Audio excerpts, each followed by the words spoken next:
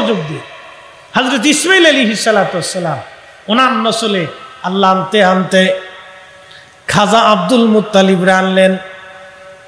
নবীজির দাদা সেকেমে তখন নূরে মুহাম্মাদি জমজম কূপ হারায় গেল। বহু বছর জমজম পাওয়া যায় না। মক্কাতে 200 বছর পর্যন্ত জমজমের অস্তিত্ব ছিল না। কত বছর? 200 বছর। জমজমের কূপ কোন জায়গা আছে কেউ জানতো না। আহা, মনোযোগ দিবেন। নবীজির দাদা যান খাজা আব্দুল মুত্তালিব ঘুমিয়ে আছেন, স্বপ্ন দেখতেছেন। কে জানি বলে যায়, আব্দুল মুত্তালিব তুমি তাইয়েবা খনন করো। বলে তাইয়েবা কি? প্রথম রাত চলে গেল। দ্বিতীয় রাত্রে বলা হলো খাজা আব্দুল মুত্তালিব তুমি তাহেরা খনন করো। বলে তাহেরা কি? তাও বলা হলো না। তৃতীয় রাত্রে বলা আবার আসছে, আব্দুল মুত্তালিব তুমি জমজম খনন করো।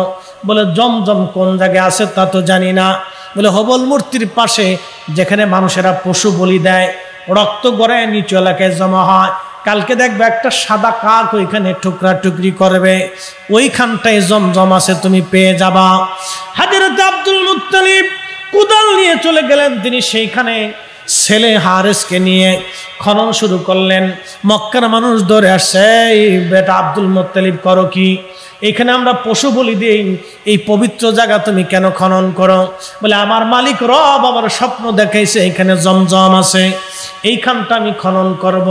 বলে জমজম যদি না পাও তাহলে তোমাকে হত্যা করা হবে। বলে কোনো অসুবিধে নাই, আমার আল্লাহ আমার 3 রাত স্বপ্ন দেখাইছে এইখানেই জমজম আছে, এইখানে জমজম পাওয়া যাবে। হযরত আব্দুল মুত্তালিব খনন করতে করতে জমজম পেয়ে গেলেন। 3 বার আল্লাহু আকবার বলে ডাক দেওয়ার পরে মক্কাবাসী দৌড়ায় যায়, দেখে সত্যি পানি বের হয়ে আসতেছে, জমজম জমজম জমজম। একবার জোরে বলা যাবে কি মারহাবা?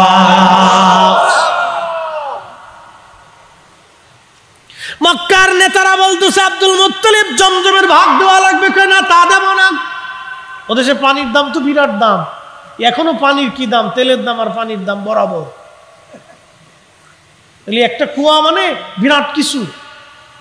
তো মক্কার অন্যান্য কম গোত্রের নেতারা বলতেছে আব্দুল মুত্তালিব জমজম তো তুমি পাইছো ঠিক আছে, কিন্তু ভাগ দিতে হইবে। ভাগ দিতে হইলে আমার ট্যাক্স দিতে হইবে। প্রিয় নবীজির দাদা বলতেছেন তোমরা যদি পানি নিতে চাও তো ট্যাক্স দিতে হবে আমাকে। বলে না, তা দেব না। বিরাট যুদ্ধ লেগে যায়, মারামারি বিরাট তুমুল আকারে। বলতেছে এক কাজ করো, সিরিয়াতে এক গণক মহিলা আছে, চলো আমরা তার কাছে যে গণনা করে সমাধান নিয়ে আসি। আব্দুল মুত্তালিব বলতেছে আল্লাহ আমারে দিল আর তোমরা গণকের কাছে যাবা। আচ্ছা ঠিক আছে চলো। কারা কারা যাবা? বলে প্রত্যেক কওমের এক একজন লিডার, 12 কওমের 12 লিডার একসাথে রওনা দিছে। সিরিয়ায় যাওয়ার সময় মরুভূমির ভিতরে যাইয়া তারা পথ হারাইয়া, পানিও শেষ, রাস্তাও খুঁজে পায় না। একসাথে বলবেন আল্লাহু আকবার। পানিও শেষ, রাস্তা খুঁজে পায় না, কি মুশকিল। হযরত আব্দুল মুত্তালিব বলতেছে রে পানির ভাগ নিতে এসে এখন পানি না খেয়ে মরতে হবে। তো এক কাজ কর, যার যার মতো কবর খুঁজে বসে থাক। মরার পরে কবর দেওয়ার তোর মানুষ নাই, যার যার কবরে সেই থাকুক। যে প্রথম মারা যাবে আমরা 11 জন মিলে তারা দাফন করব। সবার শেষে যে মারা যাবে খালি তার দাফনটা হবে না, তাছাড়া বাকি 11 জনের দাফন আমরা করতে পারবো। কারণ এই মরুভূমির ভিতরে পানি না পেলে তো নির্ঘাত মৃত্যু, এখানে আর বাঁচার কোনো রাস্তা নাই। সবাই মৃত্যুর আশা ছেড়ে দিছে। কিন্তু খাজা আব্দুল মুত্তালিবের সেকেমে নূরে মুহাম্মাদি, উনি মারা গেলে আল্লাহর নবী দুনিয়াতে আসবে না, আল্লাহ ওনাকে মারবে না। কেমনে বাঁচায় দেখেন। একসাথে বললেন আল্লাহু আকবার। 2 জবেহের সন্তান, এটার ব্যাখ্যায় আসতেছি, দাঁড়ান। কয় জবহ? জোরে বলেন, কয় জবহ? 1 নম্বর জবহ ইসমাঈল আলাইহিস সালাম ছুরি চালাইছিল কিন্তু গলা কাটে নাই, কারণ নূরে মুহাম্মাদি ছিল। একসাথে বলা যাবে না মারহাবা? অ্যাটেনশন, মনোযোগ। আল্লাহর নবী ডাক দিছে, সাহাবীরা তোমরা শোনো, আমার দাদা যান কবর খনন করে বসে আছেন। কিন্তু দাদা এবার আবার বললেন, বেটারা আমরা শুধু কবর খনন করে বসে থাকলে তো হবে না, চলো আমরা একটু চেষ্টা করে দেখি পানি পাওয়া যায় কিনা। এই কথা বলার পরে খাজা আব্দুল মুত্তালিব তিনি ঘোড়ার উপরে আরোহণ করলেন, উটের উপরে আরোহণ করলেন। উটের উপরে আরোহণ করার পরে উট যখন চলতে গেল, তখনই খাজা আব্দুল মুত্তালিবের উটের পায়ের নিচ থেকে পানি এসে মাটি ফেটে ফেটে মরুভূমির ভিতর থেকে পানি বের হতে লাগলো। একবার জোরে বলা যাবে কি মারহাবা। মরুভূমির ভিতরে আল্লাহর নবীর দাদার পায়ের নিচ থেকে মাটি ফেটে পানি বের হতে লাগছে। সব কওমের লোকজন দৌড়ে এসে বলতেছে, রে আব্দুল মুত্তালিব, বুঝছি মরুভূমির ভিতরে যে আল্লাহ তোমার পায়ের নিচে পানির নহর সৃষ্টি করে দিল, তুমি আজকে থেকে মক্কার নেতা, তোমার এই নেতা মেনে নিলাম, আমাদের আর পানির ভাগ লাগবে না। যদি মন চায় জমজমের পানি দিও, আর যদি মন চায় না দিও, চলো আমরা দেশে ফিরে চলে যাই। দেশে ফিরে আসার পরে ঘরের মধ্যে আব্দুল মুত্তালিব না যাইয়া আল্লাহর ঘর ধরলেন, তাওয়াফ করলেন। তাওয়াফ করিয়া কাবা ঘর ধরিয়া বলতেছে, রব্বুল আলামিন, আল্লাহ আল্লাহ, আমারে একটা বেটা দিছ, আরো 9টা বেটা দিবা, 10টা ছেলে যদি তুমি আমারে দাও, রব্বুল আলামিন, একটা ছেলের আমি নিজ হাতে তোমার কাবার সামনে কুরবানি দেব, নিজ হাতে জবাই দেব। আল্লাহ, আমারে 10টা বেটা দাও। আল্লাহর নবী বলতেছেন, মাত্র আমার দাদারে আল্লাহ 10টা সন্তান দিলেন। 10 নম্বরে আমার আব্বাজান আব্দুল্লাহ নূরে মুহাম্মাদি স্থানান্তর হইয়া হযরত আব্দুল্লাহর পবিত্র সেকেমে যাইয়া প্রবেশ করলো। একবার জোরে বলা যাবে কি মারহাবা। দেখতে দেখতে 20 বছর, কত বছর? হুজুর কোন কিতাবে এটা পাইছেন? আল্লামা ইমাম ইবনু কাসির আল বাদার মধ্যে এই ঘটনা লেখছেন, খুব মনোযোগ দিয়ে শুনে যাবেন। আল্লাহর নবী বলতেছেন, দেখতে দেখতে আব্বাজানের বয়স 20 বছর হয়ে গেল। 20 বছর হয়ে যাওয়ার পরে সব সন্তানদেরকে ডাক দিলেন। হযরতে আব্দুল মুত্তালিব ডাক দিয়ে বলতেছে, বেটারা রে, আমি মানত করছিলাম আমার আল্লাহ 10টা সন্তান দিলে আমি একটা সন্তানকে নিজ হাতে কাবার সামনে কুরবানি দিব। আরবের মানুষ আগে থেকেই কাবাকে খুব সম্মান করত, খুব ইজ্জত করত। সেই দিন 10টা সন্তান ডাক দিয়ে বলল, আব্বাজান, আপনি যাকে খুশি তাকে কোরবানি করে দেন, আমরা 10টা বেটায় রাজি আছি। তখন আব্দুল মুত্তালিব বললেন, না, আমি তো আর 10 জনের কাছ থেকে কয়েকজনকে বেছে নিতে পারবো না, আমি 10 জনের নাম লটারি করব, যার নাম লটারিতে আসবে আমি তারই কোরবানি করব। এলাকার নেতা মক্কার নেতৃস্থানে সবাই ডাক দিয়া লটারি টান দিলেন। লটারিতে টান দেওয়ার পরে হযরত আব্দুল্লাহর নাম এসে গেল। 2 জবহের সন্তান আবদুল্লাহর নাম এসে গেল। প্রথম জবহ ইসমাইল আলাইহিস সালাম, দ্বিতীয় জবহ হযরত আব্দুল্লাহ নূরে মুহাম্মাদি আব্দুল্লাহর সেকেমে নাম এসে গেল হযরত আব্দুল্লাহর। হাত চেপে ধরছে, তোর নাম লটারিতে আসছে, তোকেই কাবার সামনে কি কুরবানি দিব। তলোয়ার টেনে বের করে সন্তানকে লাঙ্গা তলোয়ার নিয়ে কাবার সামনে জবাই করার জন্য গেছে। লোকেরা চারপাশ দিয়ে বলতেছে, হাই হাই হাই, এরে আব্দুল মুত্তালিব করতেছে কি? তোমার সবচেয়ে ভালো পোলাটার আজকে জবাই দিবা, আমরা এটা হতে দিতে পারি না। আরো জোরে বলেন না আল্লাহু আকবার। জবাই কি হবে? কথা কন না কেন? জবে হবে। কারণ কি? রাহমাতুল লিল নূরে মুহাম্মাদি হযরত আব্দুল্লাহর পবিত্র পেশানিতে সে জবাই হলে আর নূরে মুহাম্মাদি দুনিয়াতে আসবে না। এই জন্য আল্লাহ রাসূল বলতেন, আমি 2 জবহের সন্তান, আমি 2 জবহের সন্তান। মুস্তাদরিক হাকিমের হাদিস, ইমাম ইবনে কাসির আল বাদার ভিতরে লিখছেন, আমি 2 জবহের সন্তান। প্রিয় মুসলমান, হযরতে আব্দুল মুত্তালিব সেই দিন সন্তানকে বললেন, বেটা আসো। লোকেরা বলল, না, জবাই দিতে দেব না। তাহলে তুই কি করবো বলো? বলতেছে, তাহলে তুমি এক কাজ করো। কাজটা হলো, অমুক এলাকায় একজন বড় আলেম আছে, পাদ্রী আছে, তার কাছ থেকে আমরা সমাধান নিয়ে আসি। ঠিক আছে, চলো। পাদ্রী সমাধান দিয়ে দিলে, একটা কাজ করেন, আপনারা এই নিষ্পাপ সন্তানটাকে হত্যা না করে আপনারা 110টা উটের নাম লটারিতে দেন আর আব্দুল্লাহর নাম লটারিতে দেন।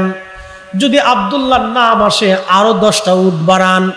যত সময় পর্যন্ত আব্দুল্লাহর উটের নাম না আসবে তত সময় 10টা করে উট বাড়াইতে থাকেন। সবাই চলে এসে উটের নাম দেওয়া হলো, হযরত আব্দুল্লাহর নাম দেওয়া হলো লটারিতে। 10টা দেওয়ার পরে টান দেওয়া হলো, কিন্তু হযরত আব্দুল্লাহর নাম আসলো না। আসলো, উটের নাম আসলো না। আরো 10টা বাড়ানো হলো, আসলো না। আরো 10টা আসলো না, আরো 10টা আসলো না। এইভাবে 90টা দেওয়া হলো, আসলো না। 100 উটের নাম যখন লটারিতে আসলো, ঠিক তখনই লটারিতে টান দেওয়ার পরে 100 উটের নাম লটারিতে চলে আসলো। আব্দুল মুত্তালিব বলল, না, আমি একবার টানবো না, আরো 3 বার টানতে হবে। 3 বারই যদি উটের নাম আসে তাহলে বুঝবো আমার আল্লাহ আমার ছেলের পরিবর্তে উট কোরবানি কবুল করেছে। 3 বার লটারি টান দেওয়ার পরে 3 বারই হযরতে আব্দুল্লাহর নাম না এসে 100টা উটের নাম লটারিতে এসে গেল।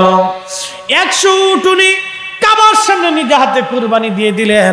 আব্দুল্লাহ বেঁচে গেল। আল্লাহর ঘর তাওয়াফ করতে লাগলেন আব্দুল্লাহ। এ সময় আপনারা জানেন ওরাকা বিন নওফল, তার একজন বোন ছিল।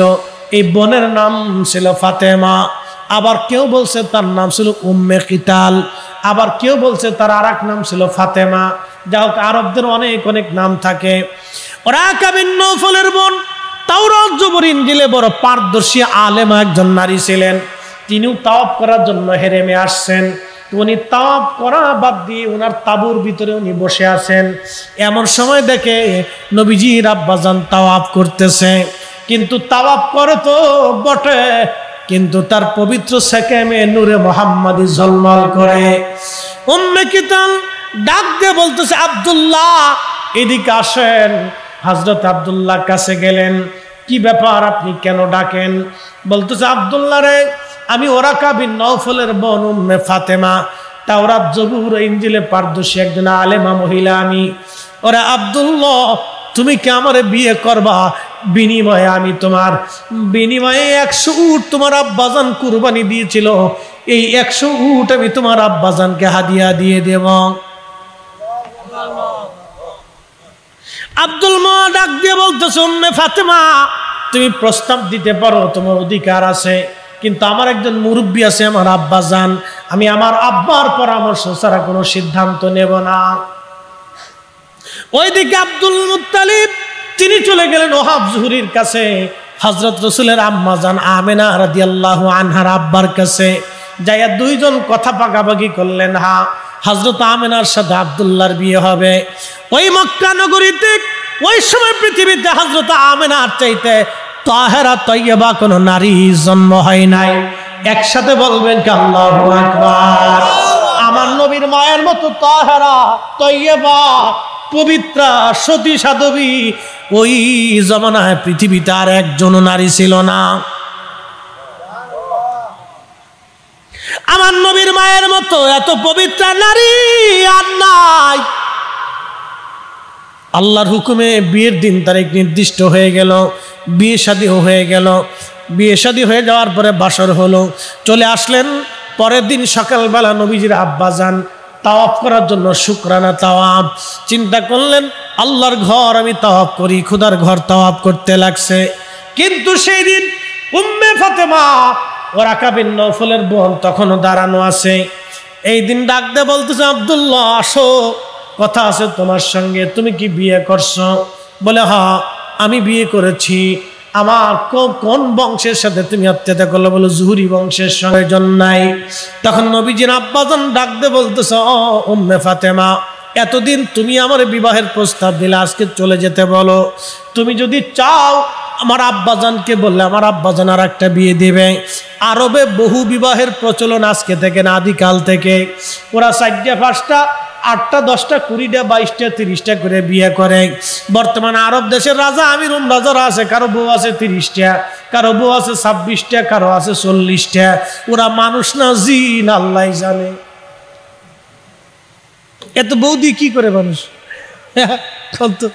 এই পাগল ছাড়া কারে কইল? একজন 30টা বউ, এ পাগল ছাড়া কি করবে? এবার বৌদি কি করে? নেশা করবো, এটা ওই আদিকাল থেকে ওদের। নবীজির আব্বাজান বললেন, তুমি যদি চাও তাহলে আর একটা বিয়ে আমি করতে পারি। উম্মে ফাতেমা বলল, না রে আব্দুল্লাহ, তোমাকে আমার আর কোনো প্রয়োজন নাই। হযরত আব্দুল্লাহ ডাক দিয়ে বলেন, কারণ কি বলে যাও? বলতেই হবে হাকিকত। ডাক দিয়ে বলতেছে, আব্দুল্লাহ রে, তুমি যারে বিয়ে করছো তার সম্মানের সাথে রাখবা। তুমি জানো না তার সেকেন্ডে রেহেমে এখন কি চলে গেছে। তুমি তো নূরে মুহাম্মাদির অধিকারী ছিল, আখির নবী তোমার সুলবের মাধ্যমে দুনিয়াতে আসতেছে। আমি তাওরাত জবুর ইনজিলের মধ্যে পড়েছি, আব্দুল্লাহ ওই নূরে মুহাম্মাদি এখন আর তোমার মাঝে নাই। নূরে মুহাম্মাদি চলে গেছে হযরতে আমেনার রেহেম মুবারকে। মিন তুনকালু সালিবিন ইলা রাহিমিন ইজা মাদা আলামু বাদা তবাক। ওই যে আব্বাস বলতেছিলেন, রাদিয়াল্লাহু আনহু বলতেছিলেন, চাচা জান নবী গো, আপনি রেহেম থেকে সেকেম, সেকেম থেকে রেহেম, আপনি এখন চলে আসলো নবীজির আম্মা জানের রেহেম মুবারকে। নূরে মুহাম্মাদি এখন আমিনার রেহেমে, তিনি এখন সেটার অধিকারী। আব্দুল্লাহ সম্মান করিও তারে, আমিনার মনে কষ্ট দিও না। তিনি পৃথিবীর শ্রেষ্ঠ নারী, আজ ওনার মাধ্যমে আখিরি নবী দুনিয়াতে আসতেছে। একবার জোরে বলা যাবে কে মারহাবা? নারে তাকবীর, নারে রিসালাত।